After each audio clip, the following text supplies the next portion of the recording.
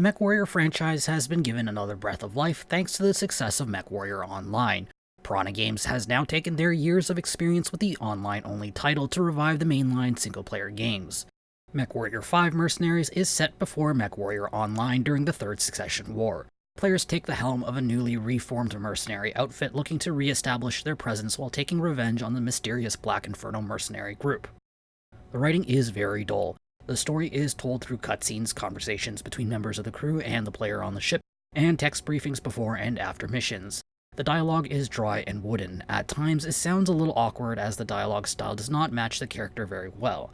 The characters themselves tend to be shallow and predictable, making it hard to care about them at all. The plot itself is a standard affair that never managed to do it well enough to compensate for its predictable nature. Combat is one of MechWarrior 5 Mercenaries' strength. Up to 4 pilots and their mechs will wade into battle against a variety of mechs, armored vehicles, and turrets. One of the joys of MechWarrior is the vast possible combinations of weapons, equipment, and mechs. Players can easily find a role that works with their playstyle and can fill out the rest of the team with complementary pieces.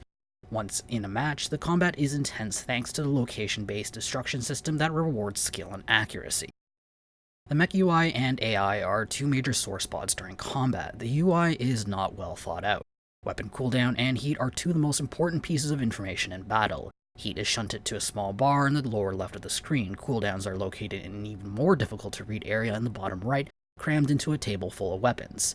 These may be nods to the old MechWarrior layouts, but there is plenty of wasted space in the bottom and top middle of the screen that would help players keep their eyes focused on their targets. The enemy AI is basic. Enemies will generally take the shortest path to the player and engage. The friendly AI is usually passable, but is not very smart.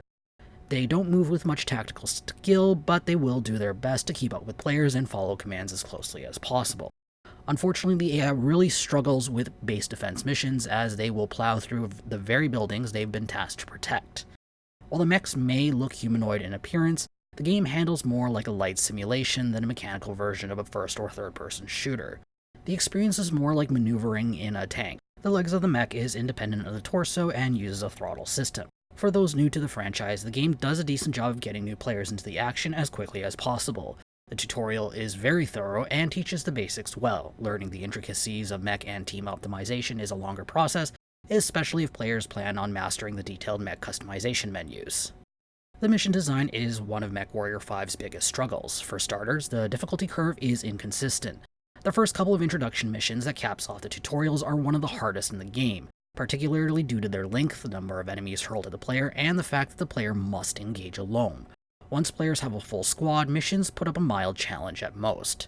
Next, there is only a limited pool of mission objectives in the game. Missions quickly fall into a rhythm of doing the same mission repeatedly against different mechs in different environments. This feeds the grind-heavy nature of MechWarrior 5, as players will need to play these missions to gain enough reputation so the actual campaign missions are unlocked. While it fits within the whole idea of being a mercenary company, the lack of difficulty can make these missions feel like filler content designed to take up time. The controls are generally solid. As a simulation title on the lighter end of the spectrum, the game can still be keybind heavy, however almost all the keys feel like they have an actual purpose. For controller users, a few of the lesser used keys will need to be offloaded onto a keyboard. The ship controls cannot be changed in-game at the moment, but the ability is being added for a future patch. In the meantime, I was able to make changes in the config files. The loading screens is an endless source of frustration. While modern SSDs can minimize the issue, the number of unnecessary load screens is still frustrating. The game needs to load into missions, load out of missions into the 3D ship, then load again every time the ship hops to a new planet. If you want to play co-op, then you'll have to load back out into the main menu and then load back into co-op. The ship sections feel unnecessary as the players rarely interact with the crew. For the most part, players simply hop out of the mission and go straight into the menus. Going to a new planet needs a loading screen for some unknown reason, which really discourages players from making the extra stops to go shopping for parts and mechs. Everything seems like unnecessary eye candy and could easily be replaced with a 2D menu that offers the option to hop into the 3D ship whenever story conversations are available. MechWarrior 5 Mercenaries is looking a bit dated stylistically. The camera angles and direction look like the older games from the early 2000s that were trying to emulate the 90s action movie style. The graphics are generally sharp, though the environments can look a little blocky at times. The game does do a good job with building destruction. It's a blast to watch a mech plow right through buildings with reckless abandon. The audio experience is decent, the sound effects are good and immerse the player into the experience of piloting a massive mech. The soundtrack is forgettable. The rock-heavy tracks tend to sound very similar and quickly blend together into a blur.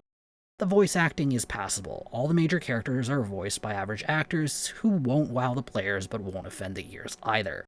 The voice actors for random pilots are weaker and a few do have some cringeworthy moments. MechWarrior 5 is far from a perfect game. While the combat is enjoyable, the game struggles with load screens, repetitive missions, poor UI designs, and a dull story. It's hard to tell if the game is simply capitalizing on the success of MechWarrior Online, experimenting to see if the public is receptive to a single-player MechWarrior game, or if the developers simply didn't have the resources to pull a game off of this scale. MechWarrior 5 is a great option for fans of mech games looking for a more simulation-like approach to the genre, but those with only a passing interest will probably want to wait for a discount before hopping in. I'm awarding the game 7 capsules out of 10. If you want to read this review, be sure to check out the link in the description or in the video's card. I hope to see you soon. This is Jamie from Capsule Computers signing off. Hey YouTube, if you enjoyed this video, be sure to like it and subscribe to Capsule Computers for more awesome videos. If you're looking for more videos to watch, check out our preview of Filament here on the left. If you're looking for another shooter, check out our review of Earth Defense Force Iron Rain here on the right.